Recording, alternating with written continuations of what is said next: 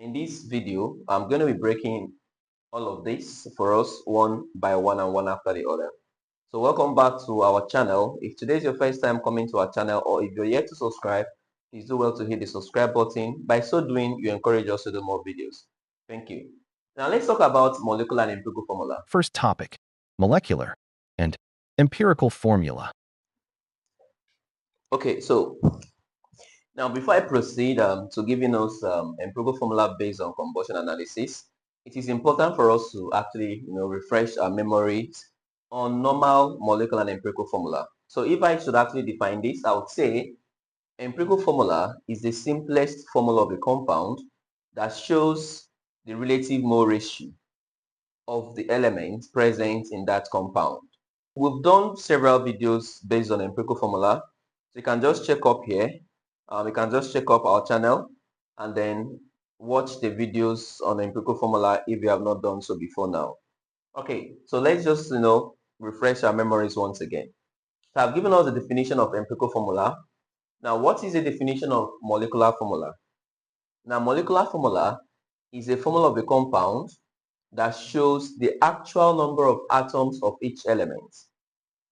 Empirical formula tells us the relative mole ratio, right? Oh, carbon is present to hydrogen in the ratio of 1:2, 1:1. However, molecular formula tells us the exact number of atoms of each element present in the compound. Do you understand? All right. So let's take so let's repeat. I said molecular formula is a formula of a compound that shows the actual number of atoms of each element present in a compound. For example, if I have C4H10. Now this compound contains two elements, carbon and hydrogen. Now the number of carbons here is 4 and the number of hydrogen here is 10. So this is more likely a molecular formula. But if I have something like, let's say CH2O, now this doesn't really look like a molecular formula, but rather this looks more or less like an empirical formula. So how would I tell that this guy is not an empirical formula? Now remember we said empirical formula is the simplest formula. Now look at this. Is this the simplest form this can be written? No, this is not the simplest form. Why? Because 2 can go into 4, 2, and 2 can go into 10, 5. So the simplest form of this is C2H5. The simplest form of C4H10 is this. So we can say this is now the empirical formula of this guy because the ratio of these two elements is 2:5. So if you have something like this, you ask yourself, can this be a molecular formula? Now this most likely looks more like an empirical formula than molecular formula because if you look at this, this is the simplest form this can go. The ratio is 1:2:1. This cannot be reduced further, right? So like I said, we've already made videos on empirical formula before now, so you can just check up and watch for yourself. Thank you. So let's look at some few examples based on normal empirical formula question before we finally start looking at the ones that deals with combustion analysis.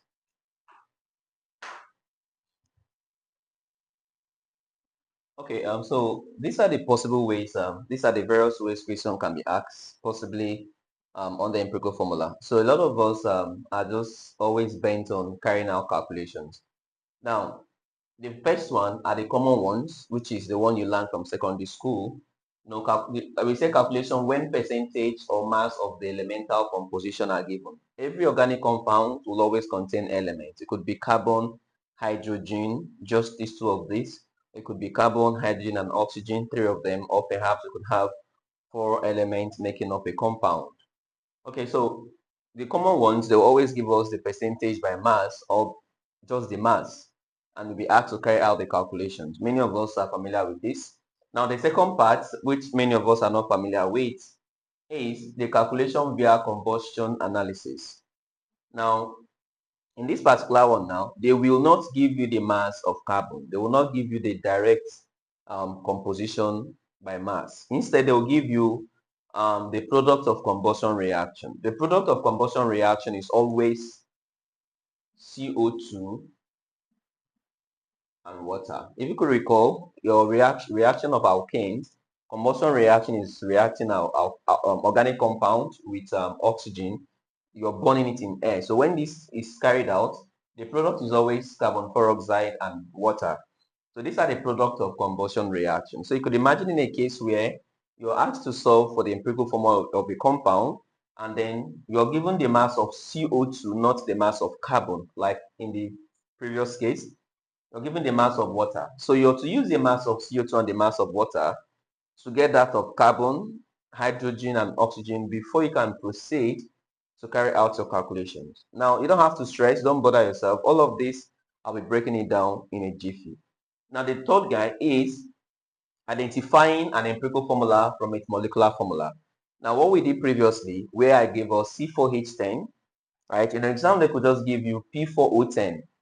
They could give you, for example, they say P4O10, and you'll be asked to give the empirical formula of this. Now, if you're being given this, kudos to you, they've made it so easy for you. But most of the times, they will give you the name of the compound, most likely organic compounds. They could say, give the empirical formula of heptane. Heptane. Heptane is an alkane. An alkane have this formula. So heptane means 7 carbon. So if you put here C7, 2 times 7 is 14, plus 2 is 16. So this is a molecular formula of heptane. This is a molecular formula of heptane. So you ask yourself, can this be broken down further? Look at this. Can this be broken down further? Is this the simplest form we can have this? Can it be reduced further? Now let's try it out. Can any whole number go into 7 and go into 16? I guess no. No, there is no whole number that can do that. 7 is an odd number, 16 is an even number. So I don't think there is any whole number that will be able to go through 7 and go through 16. So for this singular reason, since there is no whole number that can go through 7 and go through 16, it simply means that this compound cannot be reduced further. So therefore, yes, this is the molecular formula of heptane. Yes, this is also the empirical formula because this cannot be reduced further.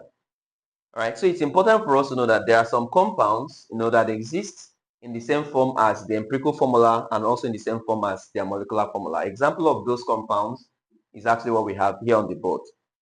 What if they are giving us C4H10? This is butane. Butane has 4 carbons. So if you put N to be equals to 4, 2 times 4 is 8 plus 2 is 10. Obviously, there is a whole number that can go into 4 and go into 10. So 2 can go into 4, 2 can go into 10, 5. So this can be reduced further to C2H5. So the empirical formula of C4H10 is C2H5. So that is it. So I believe with this illustration, you've actually gotten an idea of what I mean by this third option.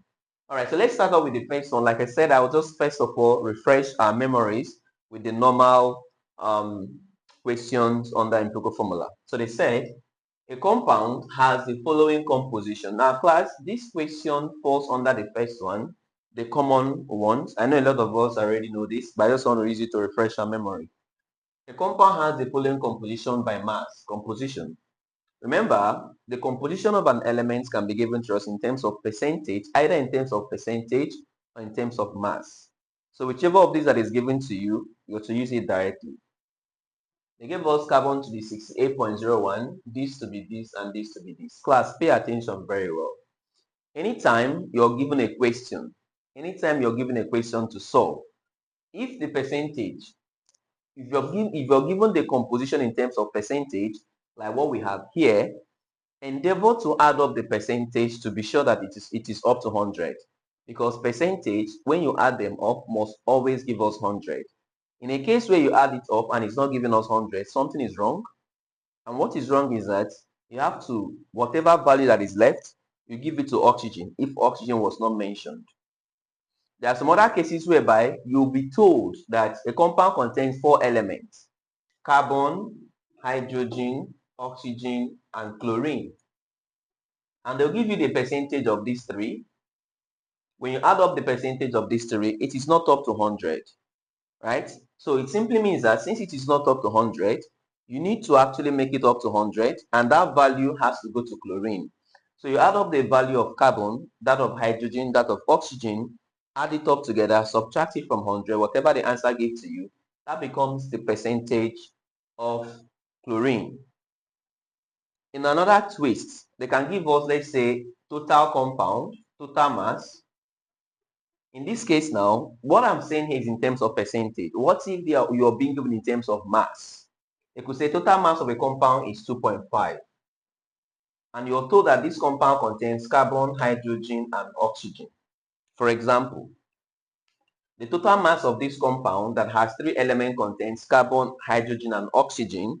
And you're told that the mass of carbon is 1.0 grams carbon, right? Now, hydrogen is 0.8 grams hydrogen. They now went ahead to say, what is the empirical formula or what is the molecular formula of the compound? Don't be in a haste to start solving. Pay attention. Now, you're being told that the total mass of the compound is 2.5. Is it not so? And you're also being told that this compound contains three elements, carbon, hydrogen, and oxygen. Is it not so? All right. Now, they went ahead to give you the mass of carbon, which is 1.0 grams, the mass of hydrogen, which is 0.8. Class, if you add 1.0 to 0.8, that is 1.8. It is not up to 2.5. That means the remaining value that is remaining for this guy to be up to 2.5 should be that of oxygen. You should actually make sure that this is achieved before you commence your calculation. If it was in terms of percentage, they don't really have to tell us the total mass. Percentage, add it up together. If it is up to 100, proceed. If it is not up to 100, look at the question very well to check if there is any element that was mentioned but that did not have percentage. Add up the ones that you were given, subtract it from 100, the answer becomes that of the one that was not given. However, if no element was mentioned in the question, right, most likely the remaining percentage will always go to oxygen. The remaining percentage will always go to oxygen if no element was mentioned in the question, right? So in this case now, if the mass is given to you, and then the mass of this individual element, you add it up, is not up to the total mass. It's very simple. Add up the masses given to you, subtract it from the total mass. Whatever answer it gives to you becomes that of the element that is remaining. Now, so here, if you add up these two together, this is 1.8. If you subtract 2.5 from 1.8, you have 0.7. So 0.7 grams will belong to oxygen. Now, I have a reason for taking my time to explain this, just in case you come across it in exams or perhaps in your past question. You shouldn't be like, oh, this is very strange, or I was not taught. So having said that, let's continue with our solving. So the first thing I'm going to do is that I was told we have carbon, hydrogen, and oxygen. So I would say carbon, hydrogen, and oxygen. So the first one is, of course, I've added this up, so it's up to 100. So this becomes 68.011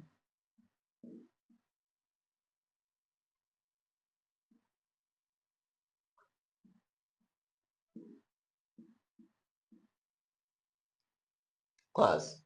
The first thing you're going to do is to divide by their respective molar masses. The molar mass or atomic mass of carbon is 12. So divide by their molar mass. So this is 68.011. Molar mass of carbon is 12. 7.2. Molar mass of hydrogen is 1. Now this is 24.721. Molar mass of this is 16. All right, guys. I'm sorry.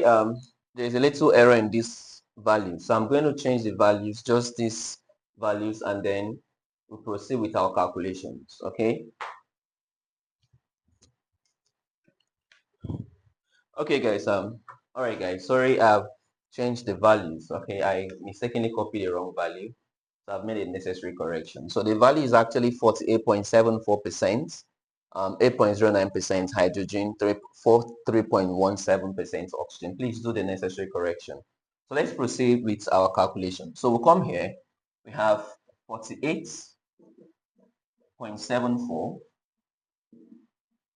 8.09, 43.17. So the next thing we're going to do here is to divide by their molar masses. So this becomes 48.7. For the molar mass of carbon is 12. Now this is 0.8 point this all over 1, 43.17 all over 16. Alright, so we're going to be solving it together. I have 48.74 divided by 12. So this is 4.062, but I'll keep it to 2 decimal place because these values are, this is 8.09, and we have 43.17 divided by 16. This is 2.70 approximately. All right, so the next thing we're going to do is to divide through by the smallest. So look through these three values. Amongst 1, 2, and 3, which of them is the smallest? Obviously, it's 2.70. So say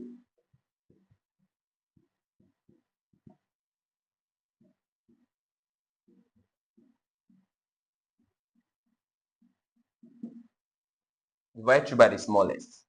So divide through by the smallest. This becomes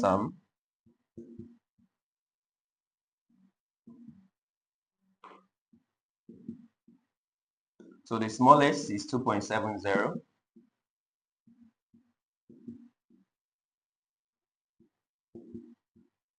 And this is 1.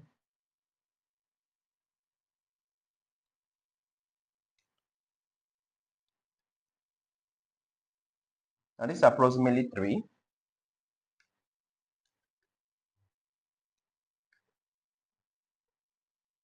This is approximately 1.5. Well, listen and listen very carefully. I want to say this. Anytime you carry out calculations and you get 1.5, like in this case, if you get 1.5, on no account should you round up to 2.0, because some persons would be like, oh, since it's 1.5, let's round it up to 1.0. No, anytime you carry out your calculation and you have 1.5 as one of your final answers, okay, now this is what you're going to do. It must not necessarily be 1.5. Anything that has 0.5, it could be 0.5, it could be 1.5, it could be 2.5, or perhaps it could be 3.5. I just want you to know that once there is 0.5 in your final answer, do not round up. Right? Do not round off. Right? Do not round off. So there, anytime you see 0.5, always multiply through by 2. Multiply through by 2. Because anything that has 0.5 is a whole number divided by 2. 0.5 is 1 all over 2. 1.5 is 3 all over 2. So 2 times 1.5 will give us 3. So this is 3. 2 times 3 will give us 6. And 2 times 1 will give us 2. So therefore, the empirical formula for this becomes C3H6O2. So this particular stuff is mostly when it is 0.5. Any other value you can round up, you can round it off, either up or down. All right. So this is what we do once you have 0.5 in your final answer. I believe that is clear enough. Thus, because I made a mistake in this particular question, this molecular mass that I'm using here, I'm no longer going to be using this molecular mass. All right. So I'm going to be changing this molecular mass to give us a new molecular mass. Recall this molecular mass came with the previous values that I cleaned off. So since we are using a new value, let me get us the molecular mass for this guy. All right.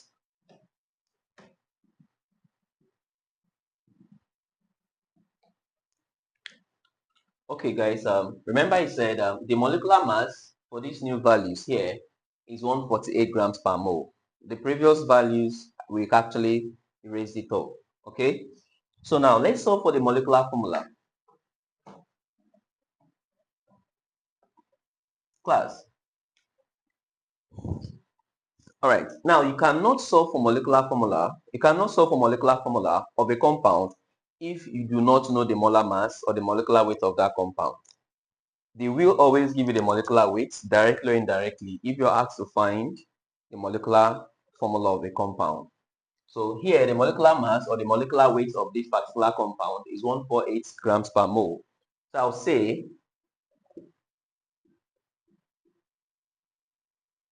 molecular formula is equals to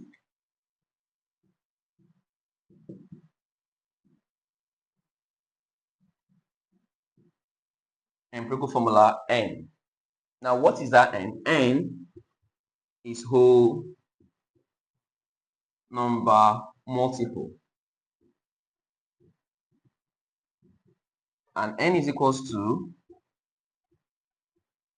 molecular mass or weight all over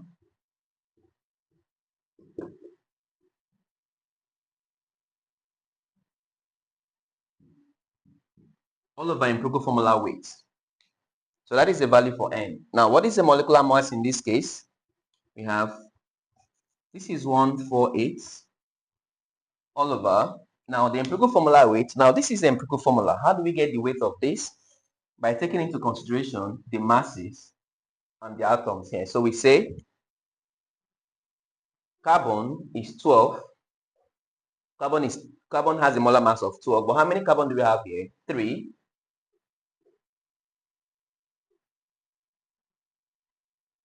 Plus hydrogen has a mass of 1 times 6 plus oxygen has a mass of 16 times 2. So if you carry out this calculation, this becomes 148 all over.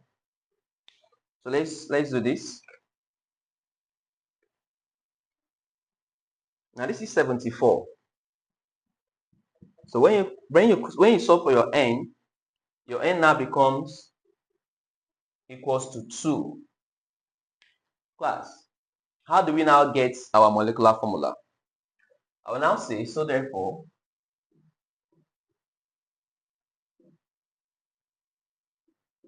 now we said empirical formula subscript N. Our empirical formula is C3 H6O2N. But this N is 2 here, so I'll put it to be 2. If you expand this bracket, 3 times 2 is 6. 6 times 2 is 12. 2 times 2 is 4. So this becomes the molecular formula of that compound. So let's look at, so this is basically the normal empirical and molecular formula question. Now let's look at calculation of empirical formula and molecular formula based on combustion analysis. All right. Next, calculation of empirical and molecular formula based on combustion analysis. Okay, we have another question here. However, this particular question is based on is under combustion analysis. Now, this particular one is empirical formula via combustion analysis. If you look at the question, it says 0.40 grams of an organic compound A gave on combustion 0.722 grams of CO2 and 0.294 grams of H2O. Now, just like I told us, combustion product is always carbon dioxide and water, CO2 and water. Those are the two combustion products that we know or that we have. So they said, what is the empirical formula of A? Now, if you look at this question, what's the difference between this question and the previous ones we did? In the previous examples, they gave us a mass of carbon, they gave us a mass of hydrogen or their percentage. But in this case, they are giving us CO2 and water. And of course, you cannot come and say CO2, water, and the rest of it. So you need to find the mass of carbon, you need to find the mass of hydrogen, and of course, check if there is oxygen present in the compound. So let's start. I'll say solution. I'll say mass of CO2 is 0.722 grams. Mass of water is equals to 0.294 grams. Class, the first thing you're going to do is to find the mass of carbon, hydrogen, and if possible, oxygen. So let's say We've gotten the mass of CO2 from this question to be this. So the next thing we're going to do is we're going to say we need the molar mass of CO2. Molar mass of CO2 is 44 grams. How do we get 44? Carbon is 12. Oxygen is 16. 16 times 2 is 32. 32 plus 12 is 44. And then molar mass of H2O. Hydrogen is 1. 1 times 2 is 2 plus 16 is 18 grams per mole. So how do we get the mass of carbon? So say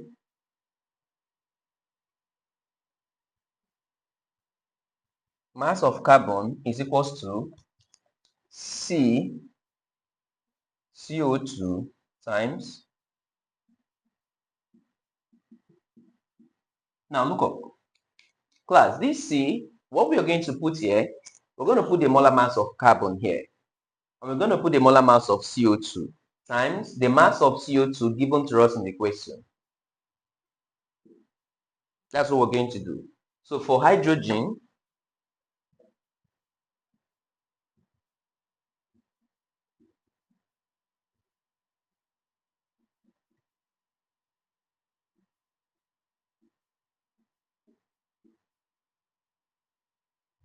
okay, so why did we actually say, in the case of hydrogen, we say 2H, right? In the case of CO2, in the case of carbon, we said C. Now, this is because inside CO2, this CO2 mass, carbon is just 1. So that is why we said 1, just carbon here.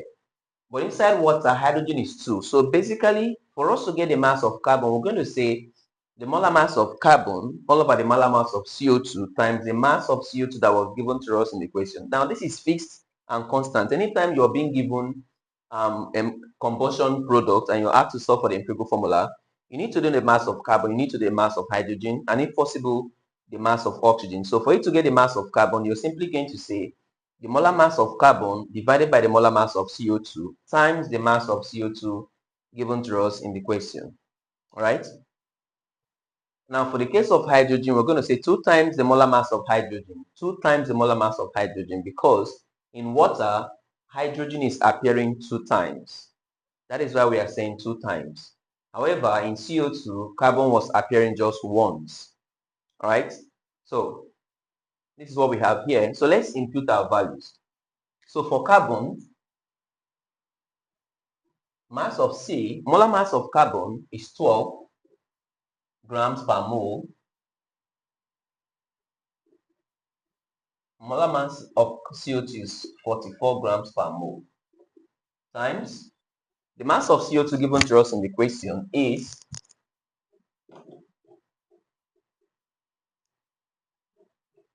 so let's press our calculator. So this becomes 12 times 0.722 divided by 44. So we'll have 0.197 grams of C. So say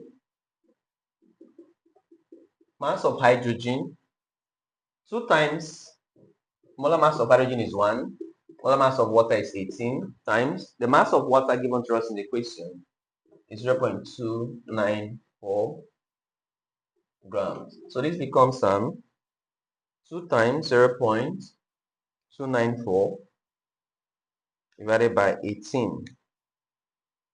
So this is 0.033 grams of hydrogen. Now, do not forget that we were told the total mass of the compound is 0.404 grams. So before we proceed, we need to check. This one is compulsory. You need to check. You add up the mass of this carbon to that of the hydrogen to see if it is up to 0.404. If it is not equal to 0.404, the remaining value will go to oxygen. Right? So say confirm mass of oxygen. So oxygen equals to total mass Mass oxygen equals to total mass minus mass of carbon plus oxygen plus hydrogen. Now total mass is 0.404. So this is 0.197 plus 0.033. So if you do that, 0.197 plus 0.033, mass of oxygen becomes, we have 0.174 grams. So that becomes the mass. So this becomes the mass of oxygen in this question. So we've gotten the mass of we've gotten the mass of carbon to be this, that of hydrogen to be this, and that of oxygen to be this. So guess what? We're going to comment our empirical formula calculation just like we used to do for other ones. Now, before I proceed, there are some cases where you'll be asked to find the percentage composition of the elements present in this compound, right? What if you were asked for the percentage composition? Now remember, you can solve for empirical formula using their mass or their percentage composition by mass. What if the question has said, A, give the percentage composition of the elements, B, what is the empirical formula of that compound? Just in case we ask for the percentage composition. So this is what you would have said, percentage by mass of carbon is equals to mass of C all over total mass times 100. And do not forget, mass of C is what we got here, 0.197. The total mass was what they gave us initially, 0.404, which is this. This was the total mass of the compound. So this is 0.404 times 100, 48.76%. That is that for carbon.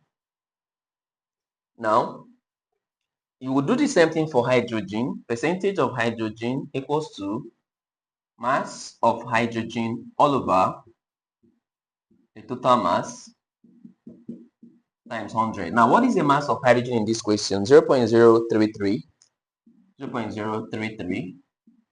The total mass is 0.404 times 100. 8.17%. Now, let's check for that of oxygen. So, say percentage of oxygen is equals to mass of oxygen all over total mass times 100, which is mass of oxygen is 0.174 all over 0.404 times 100. This becomes 43.07%. So for us to confirm this, we need to add up the three values. So we're going to say 48.76 plus 8.17 plus 43.07, and that gives me 100. So just in case you were asked for the percentage composition before the empirical formula, this is exactly how we have to go about it. So you can decide whether to solve for the empirical formula using either the mass or using the percentage composition. But one thing is certain, that both will give us the same empirical formula, right? Once you've gotten the values for carbon, hydrogen, and oxygen, to solve for the empirical formula becomes very easy. So this will now be carbon, hydrogen, and oxygen. Now the mass of carbon is 0.197. The mass of hydrogen is 0.033. The mass of oxygen is 0.174. Now, the first thing you're going to do here is to divide by their molar mass. So 0.197. Molar mass of carbon is 12. 0.033. Molar mass of this is 1. 0.174. Molar mass of this is 16. Okay, so the next thing we are going to do is to divide through by the smallest. So if you look at this, which of them do you think would be the smallest? The smallest among these three most likely is going to be this. So dividing through by the smallest becomes 0.016 divided by 0.011, 0.033, 0.011, 0.011 divided by 0.011. So this is 1. Obviously, this would be 3. So once again, this is 1.5. It gave me 4.5, which I know it's 1.5. If I actually had not approximated this in more. So 1.45 is still almost the same thing like 1.5. All right. So remember what I told us. Once you have 0.5, 0.5 means multiply through by 2. So if you multiply through by 2, multiply through by 2. 2 times this is 3, 6, and 2. So the answer here becomes C3H6O2, which is the same answer like the previous calculation. So this is how we got the answer for that question. Okay, guys, we have another question here. It says an organic compound X weighing 8.23 milligrams gave 9.2662 grams of CO2 and 3.94 grams of H2O on combustion. Another sample weighing 5.32 milligrams gave 13.49 AgCl in a halogen analysis. Determine the percentage composition of X. Now, the three elements that we are looking out for here is, if you could remember, the first topic in organic chemistry, when we talked about elemental analysis, we said halogens are possibly present in an organic compound.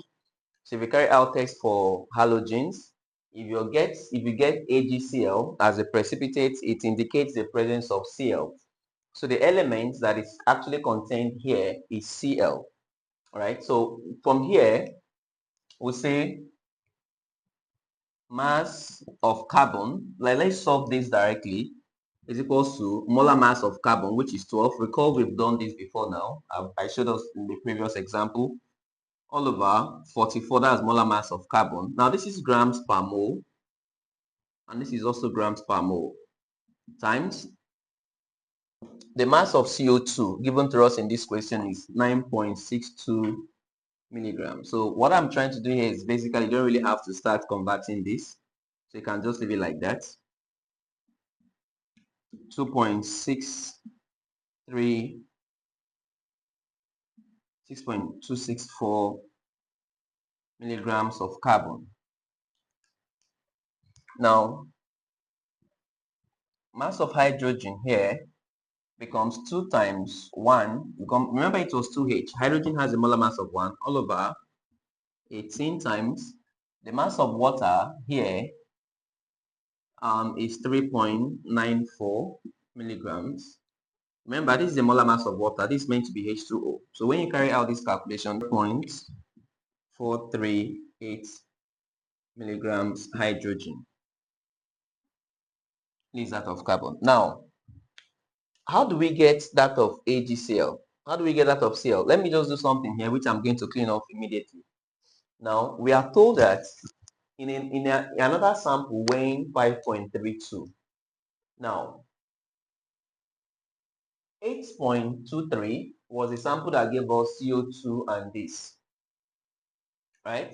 So what if we had used this same sample? So this is what I'm going to do. I'll say 5.32 milligrams of sample gave me 13.49 milligrams of AgCl. So what would, if I had used 8.3 mg, that is this one, what will I get? I'll say X.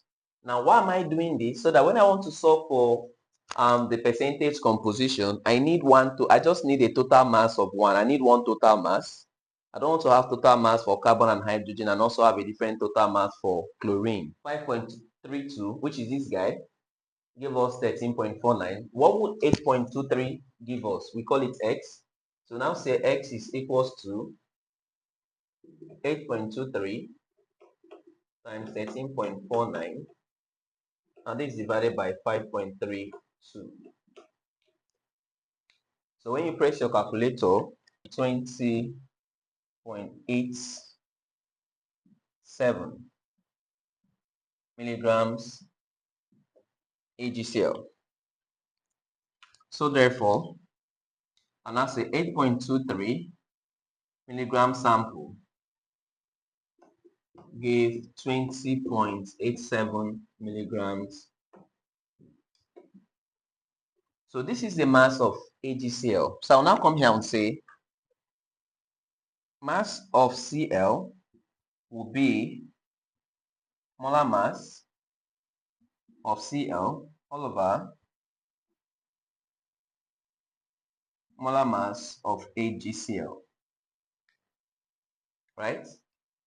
Times the mass of AgCl that is given to us, which is 20.87.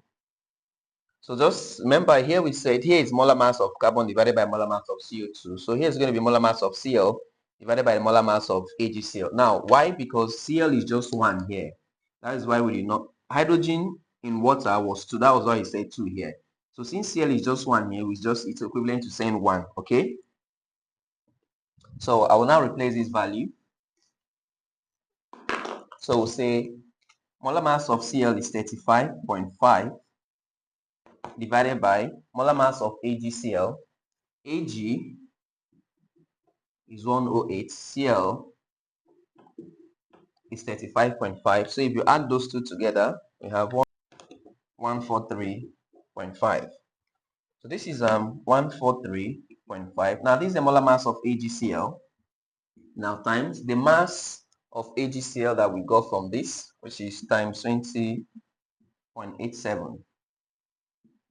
So we now press our calculator. This becomes 5163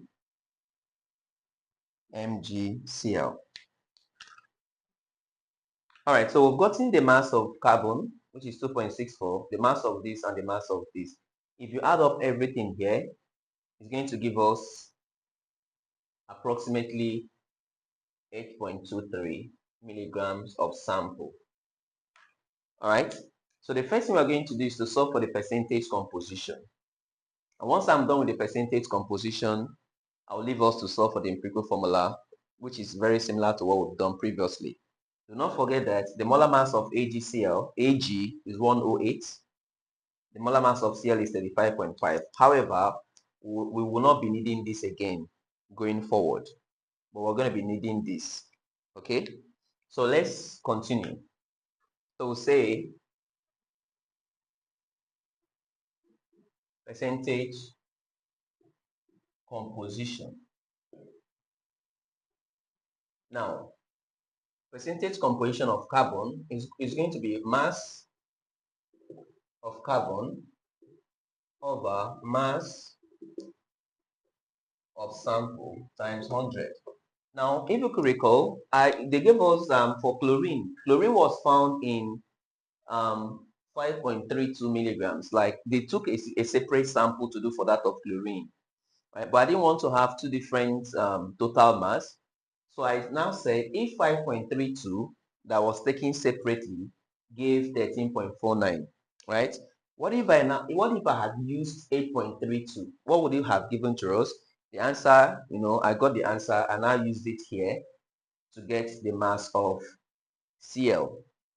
So for me to do this, mass of carbon in this question is 2.624 milligrams all over the total mass is 8.23 milligrams times 100. Now, for those persons that may be wondering, right? What if they give me milligram? Do I really have to convert it to grams? You don't have to, because if you look at this, milligrams will cancel milligrams. So whatever percentage you're going to have is void of milligrams. So after I've gotten my percentage composition, I can now proceed to solve for my empirical formula. Do you understand? So you don't have to start stressing yourself. Oh, they gave me milligrams, let me convert it to grams. Nope, don't do that. The percentage of carbon is 31.88%. That of hydrogen becomes mass of hydrogen. Is it going to be this is going to be mass of hydrogen divided by the mass of the sample. Mass of hydrogen here is 0.438. Mass of the sample is 8.23. 5.32%. Now, mass of chlorine, we got mass of percentage of chlorine will now be mass of chlorine all over the total mass. Mass of chlorine is 5.163 all over 8.23 times 100. So this is 62.73. All right, class. We need to check the total percentage here to be sure it's up to 100. So we'll say 31.88 plus 5.32 plus 62.73. Plus that gave me approximately 99.93, which is approximately equals to 100. So that is how we got the percentage composition. So you can replay back this video and watch and see how. So with this now, you can now commence solving your empirical formula. The percentage by carbon is this, hydrogen is this, and chlorine is this. I'm not going to solve that. We've done a lot of empirical formula calculation. So we can actually complete this calculation yourself. But for you to do that, molar mass of carbon is 12. Hydrogen, you can take 1. Chlorine is 35.5. Make sure you subscribe and purchase the course package for Chem 132. The course package contains course videos for all Chem 132, weekly revision and assessments, solving of all your tests, right, assignments and practicals, answering your practical manuals and everything, past question for Chem 132, and then your textbook exercises, right? Once you actually make a payment, we'll add it to our platform. So in case you have any question, you can actually ask. So see you guys in the next video. Next topic, Index of Hydrogen Deficiency, IHD. All right, welcome back. We want to discuss Index of Hydrogen Deficiency. Topic has different ways in which it can be named. You can see it Index of Hydrogen Deficiency. You can see it as mode of unsaturation. You can see it as unsaturation equivalent. So any of these in exams that you're asked to find, just bear this at the back of your mind that it is actually IHD. Now, what is the concept behind IHD? Now, I'll tell us. Now, IHD is basically telling us the number of hydrogen that is actually missing out in a supposed compound. In every organic compound derive their bases from alkanes, right? So we say alkanes have formula of Cn H2n plus 2. Now the concept behind this is that every compound deriving its roots or its basis from alkane means that if alkane has 5 carbons, the maximum number of hydrogens that can be present in such compounds would be this n is 5, 2 times 5 is 10, plus 2 is 12. Right? Now it simply means that this compound do not have any double bond, any ring. Now this compound has the maximum number of hydrogen that is possible for a 5 carbon compound. However, we can see compounds that have C5H10. Now, with this now, it simply means that 5 carbon alkane is meant to have maximum of 12 hydrogens. But in a case where you have C5H10, it simply means that 2 hydrogens have been replaced by either a double bond or a ring. So that is basically what this index of hydrogen deficiency is telling us. For a compound that is actually lacking 2 hydrogen from its corresponding alkanes, right? The index of hydrogen deficiency for that guy would be 1. If 2 hydrogens are lacking from its corresponding alkane, index of hydrogen deficiency will be 1. If I have here to be C5H8. Now this compound is lacking 4 hydrogen from the corresponding alkanes, all right? So If 2 hydrogen is lacking, index of hydrogen deficiency will be equals to 1. It goes as pairs. If 4 hydrogens are missing, it is 2. If 6 hydrogen are missing, it is actually 3. Right? So without wasting so much time, I'm just going to give us a formula that would help us to solve index of hydrogen deficiency of any compound. Right? And I will tell us things you need to look out for. Right? Now, we have two ways to solve this, the long method and the short method. Right? The long method, since I've known index of hydrogen deficiency, they have never asked for that in exams. Right? So you need the short method to just get your answer and go your way. All right, so we have the formula to solve for IHD. All right, so in case you're asked to solve for IHD, or you're asked to solve for index of hydrogen mode of unsaturation equivalent, now you don't really have to start stressing yourself with a long pattern. Now this is a short method to go about it. The long method, you can check through the material. Now this is 2n plus 2 minus h. Now this n is number of carbon atoms. Remember, they will always give you a compound and then you'll be asked to solve for the IHD. So the number of carbon here is the n. The H is the number of hydrogens. Alright. Now the X here is the number of group 5 elements class. Now most of the compounds you're most likely going to be seeing under IHD will have carbon compulsory, hydrogen compulsory, either of group 5 elements be given to you, or group 6 element to be given to you, or group 7 element to be given to you. So the number of those elements that are present, now we said X is the number of group 5 elements. So if group 5 elements are 2, X will be equals to 2. So Y is the number of group 7 elements. Class, if you notice, the group 5 element has positive in front of it. Don't mistake it. Group 5 element has positive, which means one group 5 elements are present, you must always add it, add 1. So if I have 2 group 5 elements present, I'll say plus 2. So that is why there is a positive sign in plus of the group 5 element, which is what we designate as X. Now, there is a negative sign in front of group 7 elements. So anytime you have group 7 elements, you're going to subtract 1. So let's assume, for example, you have 2 group 7 elements. Here is going to be minus 2. So the reason why I'm explaining this plus and minus is so that somebody will not come up and start confusing you. Class, pay attention that this X and Y is not compulsory. I can decide to call this place M.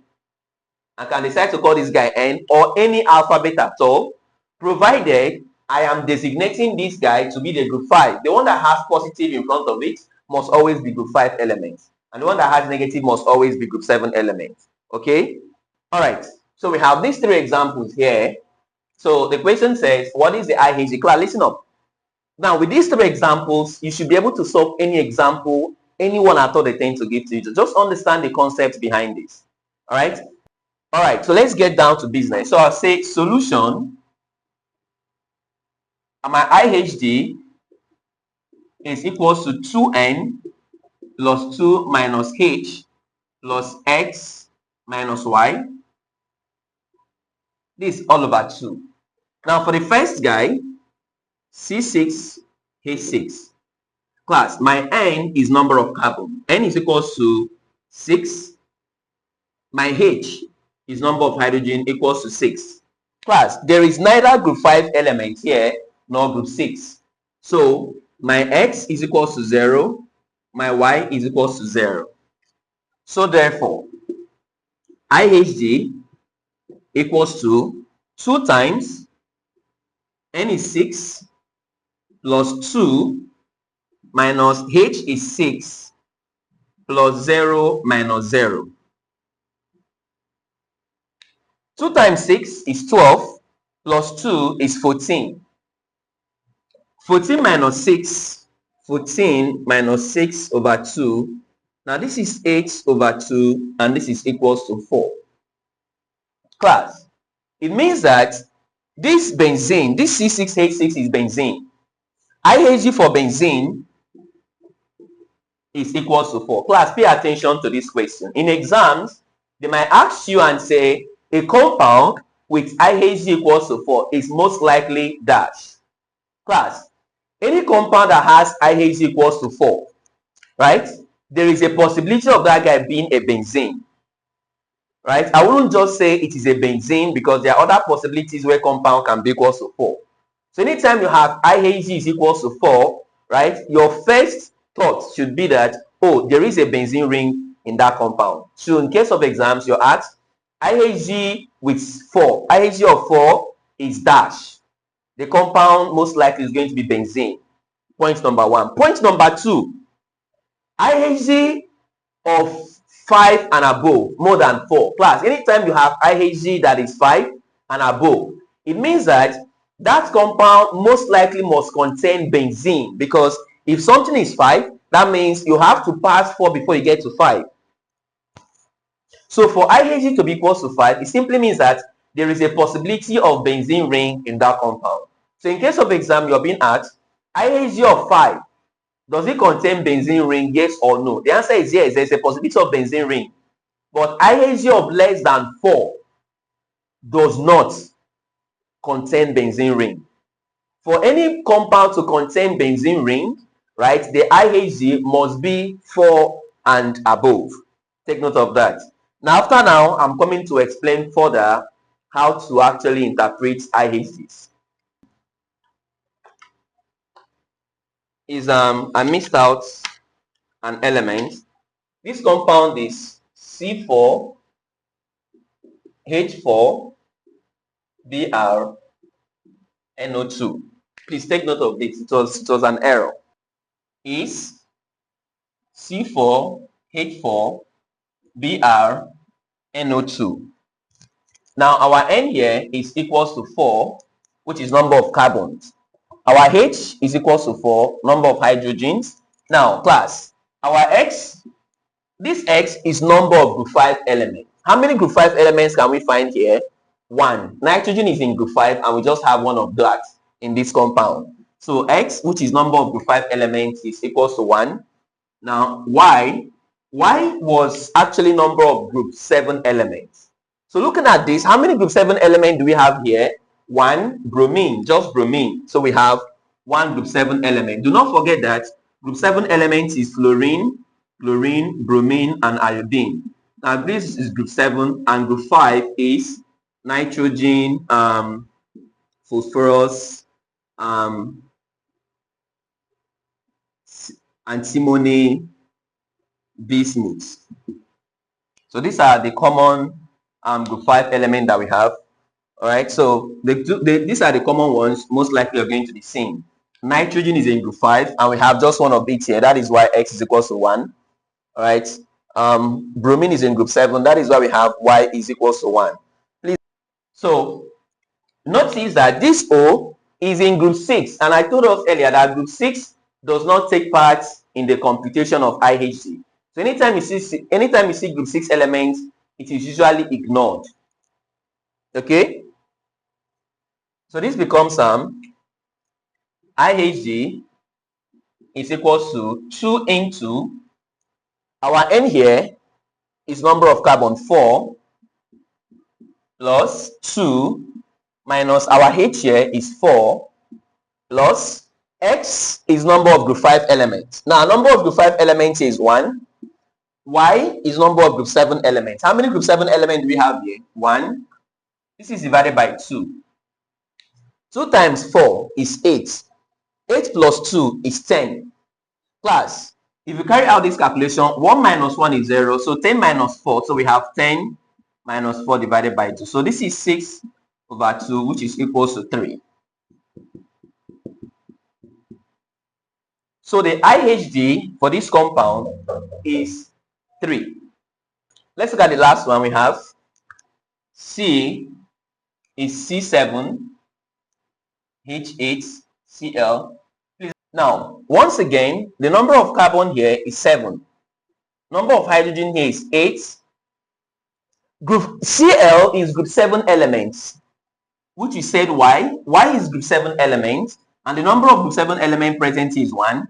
Nitrogen is group 5 elements, which is X is equals to 1. So when you now compute it, IHD is equals to 2N plus 2 minus H plus X minus Y all over 2. Now this becomes equals to 2 into 7 plus 2 minus 8 plus 1 minus 1. This is divided by 2. 2 times 2 is 14. 14 plus 2 is 16. Now 1 minus 1 is 0. So this is 16 minus 8 all over 2. So this is 8 over 2. And this is equals to 4. Interpretation of IHD. All right. So we want to actually talk about, we want to discuss, I want to explain to us the interpretation of IHD. Okay. Now remember I said IHD is Index of Hydrogen Deficiency. It tells us how many hydrogen is deficient from its corresponding alkane. All right. So for example, I told us that for C5, H12, C5, compound with 5 carbons, right, is supposed to have maximum of 12 hydrogens. So there are cases where you can see C5, H10, maybe N, let's say for example O2, something like this, right? It doesn't mean that this is a real compound. I'm just giving us an illustration. Now it means that C5 is supposed to have maximum of 12 hydrogens, but this guy has been reduced to 10. So if I should solve for index of hydrogen deficiency of such compounds, it's going to give me 1, right? But I'm not really sure if this compound is very correct. I just gave us that illustration.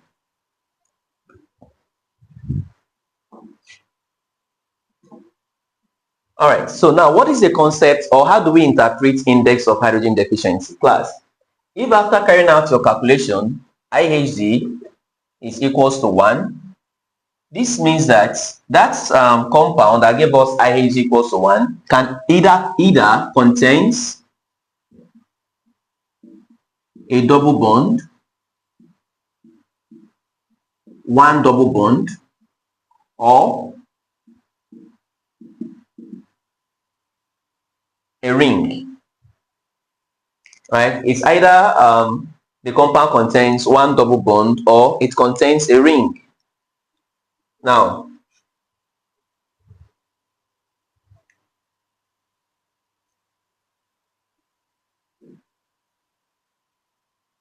IHD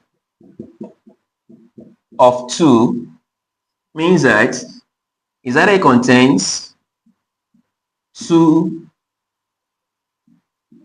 double bond. Do not forget that one double bond indicates one IHD. So we having two IHD of equals to 2, it could actually means 2 double bond or 1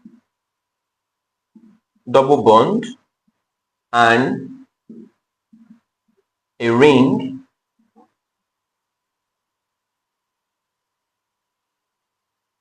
or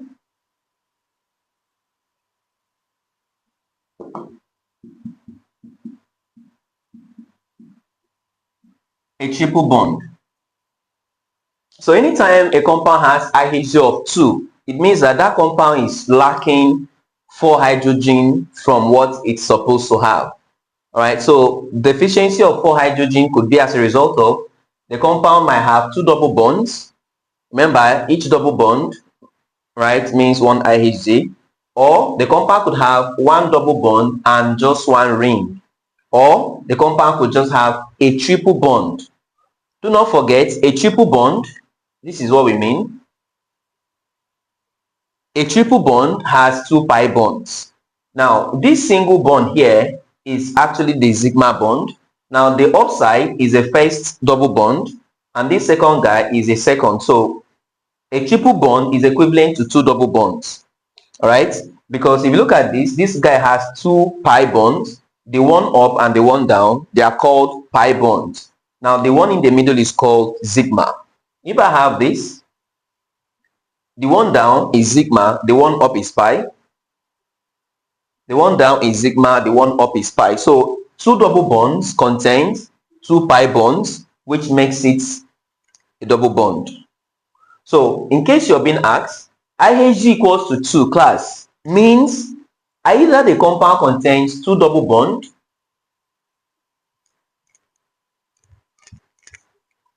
or it contains 1 double bond and a ring, or a triple bond.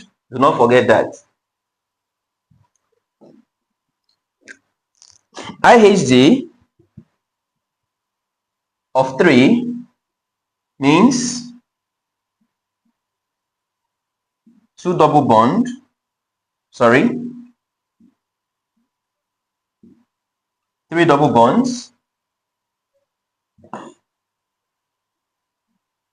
Let's call double bond DB so that it will be very easy for us. And let's call triple bond CP.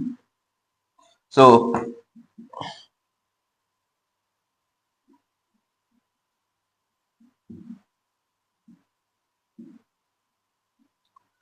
you can either call it IHD equals to 3 could either contain 3 double bonds or 1 double bond and 1 triple bond, or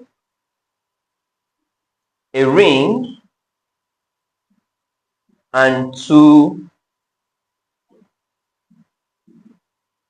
Now, I just want us to understand the concept behind this. So, IHD of 3 means that the compound is lacking 6 hydrogens, all right? And that 6 hydrogen could be as a result of the compound having 3 double bonds, or the compound having 1 double bond and 1 triple bond, or the compound having a ring and 2 double bond. I want us to understand that a double bond means 1 IHD. So, 1 times 3 equals to 3. Triple bond means 2 IHD. So 2 IHD plus 1 double bond, that gives us 3 IHD. A ring means 1 IHD, right? And a double bond means 1 IHD. So since we have 2 double bonds, 2 times 1 is 2 plus 1 is 3, all right? Now, IHD equals to 4. Class, the compound contains benzene. Once you have IHD equals to 4, that compound most likely would be a benzene ring. Now, what is the interpretation of this guy? 4 double bond, right? Or 1 ring and 3 double bond. Now, this is where benzene falls into, right? Benzene is this. Now, this is a ring. 1 ring for benzene. 3 double bond, the first, the second, and the third. So this is actually why benzene falls under 4. So this ring itself is 1 IHD. Now this 1 double bond, 2 double bond, 3 double bond makes up this part. So just in case you're asked in exams to interpret IHD, that's what it means. So in exams, if you're being asked, IHD, a compound that has IHD of 4 contains benzene, true or false? The answer is true. Now, IHD of 5, the compound must also contain benzene. So once IHD is 4 and above, there's a possibility of benzene being present in that compound. So this guy can be 5 double bond or a benzene ring and a double bond. For example, if I have something like this,